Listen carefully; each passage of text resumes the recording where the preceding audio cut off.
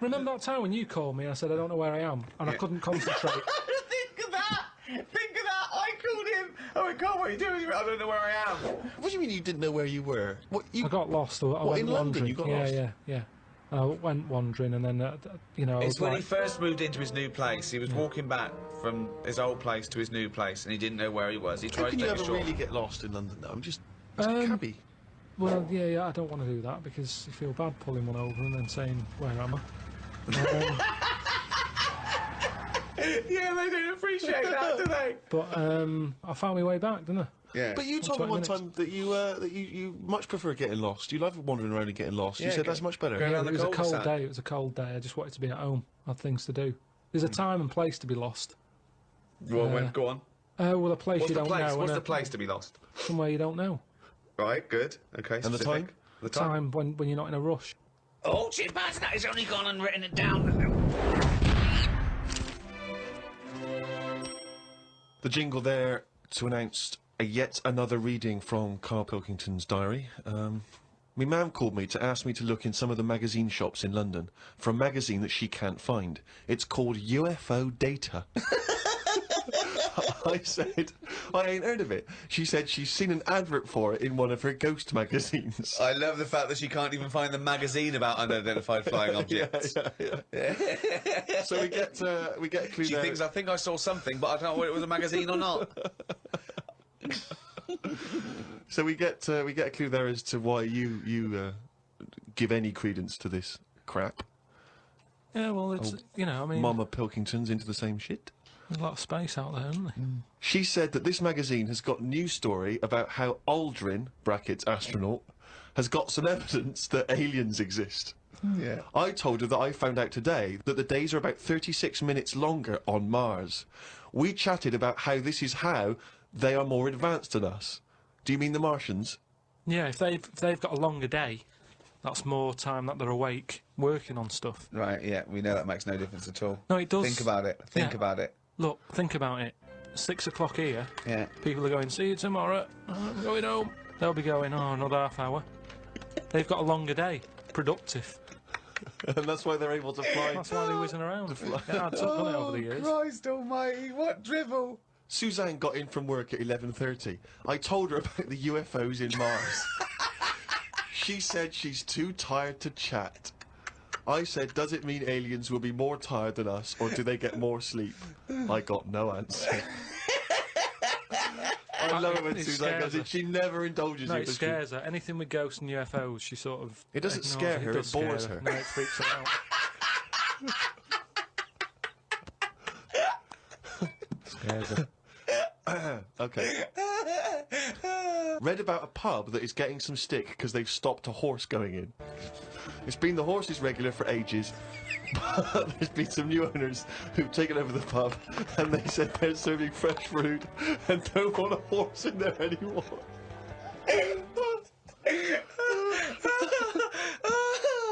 Oh, God. I met Suzanne after she finished work and we went for a brew in another cafe. Gosh, Jesus. It's always having a brew in a cafe. It's like a sitcom. It is. Suzanne said I looked tired and fed up.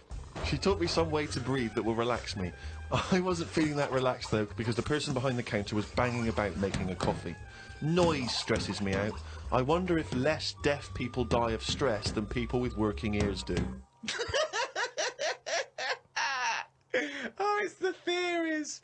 It's the theories. It is such a noisy world, though, isn't it? It is. London is noisy, very noisy. I think just everywhere, just noise in general. I mean, I haven't got pictures in our flat because of that mirrored wall I've got. Yeah. Right?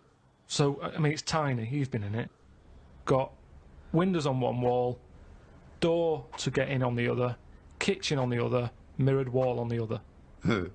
So there's no nowhere space for there. art. There's no space for art. I'm intrigued how you sit at home. Where's the sofa? At home. Yeah. Facing the mirror. So you sit looking at yourself all night? Yeah. As opposed to a painting? Yeah, but at least that changes each day. No, it doesn't. It does. The picture No, it's not. changes. It's round and miserable every fucking day. No, honestly, it's good to, because you don't look at yourself otherwise. Especially me, I haven't got any hair to comb or anything, so I don't look in the mirror as much as the normal person. So, whereas now, I'm looking there every day. So you're sat at home staring at yourself? No, because the telly's in front of the mirror. But are you not distracted by yourself? Yeah, you do. When the adverts are on, you look up, and if Suzanne's sat next to me, I tend to talk to her through the mirror. What do you mean? So why don't you look at her when you talk to her? Well, you don't have to turn your neck or anything. There's no neck usage going on. I can just look forward. I look at the telly, lift the eyes up, look in the mirror, look at me, look at her. What does she do? No, Look back at you we're in the used to mirror. it. There's nothing wrong with that. It's like there's more people in the room in a way. It's like, And they're further away. there's nothing odd about that. Why wouldn't you use... It doesn't matter. Your Sorry, eyes, remember, your why eyes wouldn't are you still... talk to your girlfriend via a mirror all the time? Is that your question? Well, no, I think it's quite normal. If your head is facing a mirror where you can see everything in that room, remember, it's a small flat, I can see everything that's going on in there without moving my head. Stephen Hawking would be well happy. So I can look forward, she's sat next to me. If I'm watching the telly, I can say something. Now, she's getting the sound from me still because she's sat close. Yeah. But yeah, we're further away, but things look better from a distance anyway. So that's how you managed to keep this relationship alive? Maybe. You're such an odd little man. But no, it's not odd. You see, there was a woman on the estate who did use... Have I told you about Miss Peggy before? No. It rings a bell. Go on. I'm going to tell you ages ago, it's this fat woman who used to be on the estate. She had a three-wheeler bike. And her Push husband... bike, pedal bike? Yeah, like a tricycle thing, but a big one. Right. She used to sit her husband in the basket in the back. Cycle about, what have you. Yeah. She was known as Miss Piggy. Anyway. Oh, is this the one that she used to beat him up so your dad pretended to be a policeman? Yeah, that's it. Anyway, well, the way she used to communicate, she used to always go in quick save and nick biscuits. And if anyone went up to her to say, stop nicking the biscuits, she'd pull out like a little mirror out of a bag, and she'd look in it, but talk to you via the mirror. Oh, man! What? This So she was place you insane? got- It's weird, isn't it? It's It was really weird. Like It used to scare me. It's like a Salvador Dali painting. you exist in there. Yeah. It's really, really So weird. hang on. So she used to talk to people through the mirror because she was mental. I couldn't sit, watch the telly, and look at me watching the telly in the mirror all night. No, That's no, weird. that would be Why? really weird. It's really weird, Carl. I'd be very conscious of myself. No, yeah, Conscious I of the think way it I'm gives you, sad. it gives you confidence and that. And if you are Gives you sort of... confidence. Well, yeah, because you're seeing yourself more and you pick up what habits you do and stuff like that. So what have you changed through your viewing of yourself? I sort of grew a beard the other week, just something different to look at for a bit. And then you get sick of that. It's like a piece of art. Change that, have a bit of a shave. Can you see the back of the telly in the mirror? A little bit, yeah. If the flat's a mess, it's a mess twice. Oh, God! Oh. Is What do you think of people who are so angry at art they try and censor it or they try and destroy it? Do you think art should ever be censored? It's where you put it. If it's in a gallery, then it doesn't have to be censored. If it's in Trafalgar Square, where everyone's wandering around having a nice time, you don't want a 12-foot cock. So it's all about where you put it. I think some art looks better because of where it is. If you want to do a serious point, don't use animals.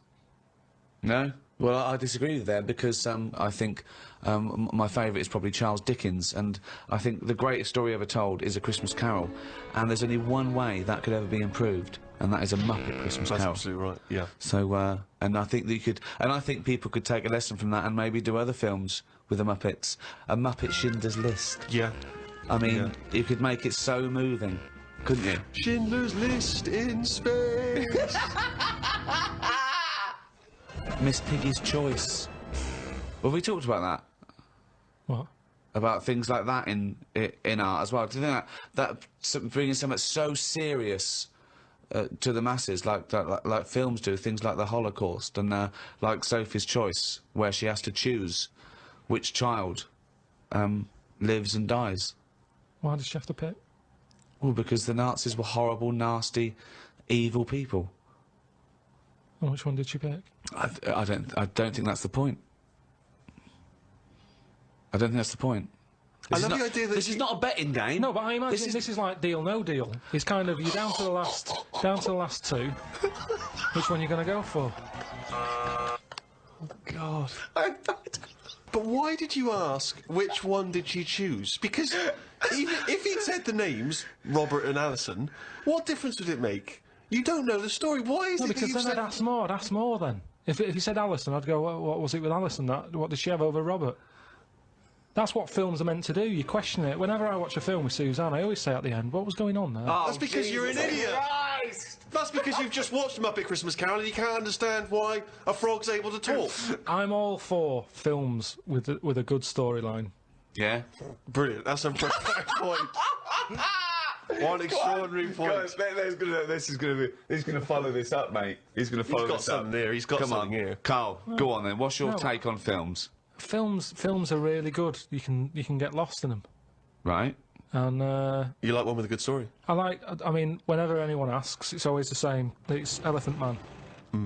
It's Kez. Mission Impossible 2. Mission Impossible 2. These are what you consider great works No, I'm of just film saying art. these are ones that I've enjoyed recently. There's so many films that I haven't seen, yet you always say, "Oh, have you seen so and so?" You Well, love Mission it. Impossible 1.